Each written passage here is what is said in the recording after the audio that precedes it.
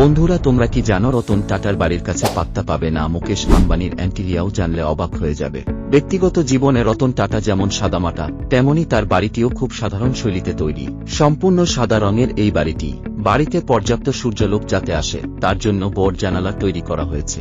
বসার ঘর থেকে বেডরুম পর্যন্ত এই জানালা দেখা যায়। একজন ভারতীয় শিল্পপতি, সমাজসেবী এবং টাটা সন্সের প্রাক্তন চেয়ারম্যান।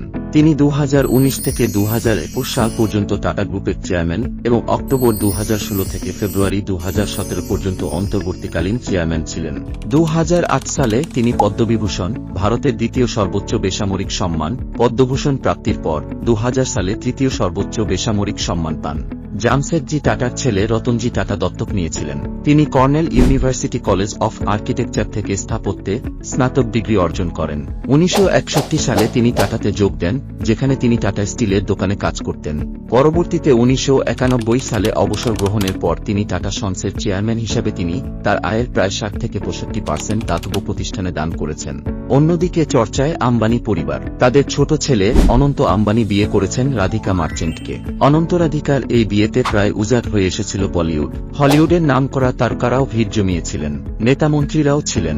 আম্বানি পরিবারের ঠিকানা হল অ্যান্টিলিয়া। শুধু দেশেরই নয়, বিশ্বেরও অন্যতম দামি বাড়ি অ্যান্টিলিয়া। মুম্বইয়ে 8 লক্ষ বর্গফুটের উপরে তৈরি 27 তলার এই বাড়ির দাম 15,000 কোটি টাকা। সেখানে ইনফিনিটি সুইমিং পুল থেকে হেলিপ্যাড ছবি আছে। আম্বানির বাড়ি প্রায় সকলেই চেনেন, কিন্তু দেশের আরেক শিল্পপতি রতন টাটার বাড়ি কতজন চেনেন?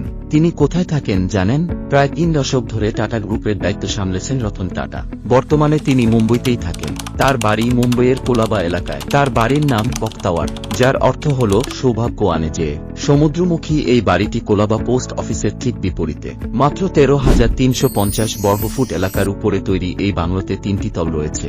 10 থেকে 15টি গাড়ির জন্য পার্কিং স্পেস রয়েছে। টাটা সন্সের দায়িত্ব থেকে মুক্ত হয়ে রতন টাটা তার অবসর জীবন কাটাতে এই বাড়ি বানিয়েছেন।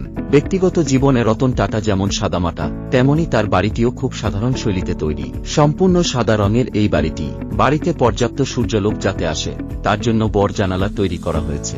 বসার ঘর থেকে বেডরুম পর্যন্ত এই জানালা দেখা যায়। রতন টাটার বাড়িতে রয়েছে পুজো মন্দির, সেখানে কৃষ্ণের মূর্তি রাখা। তবে এই বাড়ির বিশেষত্ব হল সিঁড়ি। ফিল্মের সেটের মতোই হুবহু দেখতে রতন টাটার বাড়ির সিঁড়ি। বাড়ির একপাশে ঘেরা রয়েছে ওয়াটারফল, সুইমিং পুল। আসবাবপত্রে বিশেষ কোনো চাকচিক্য নেই রতন টাটার বাড়িতে। অত্যন্ত সাধারণভাবেই বসবাস করতে ভালোবাসেন তিনি। ভিডিওটি কেমন লাগলো কমেন্টে জানিও। দেখা হচ্ছে পরের ভিডিও।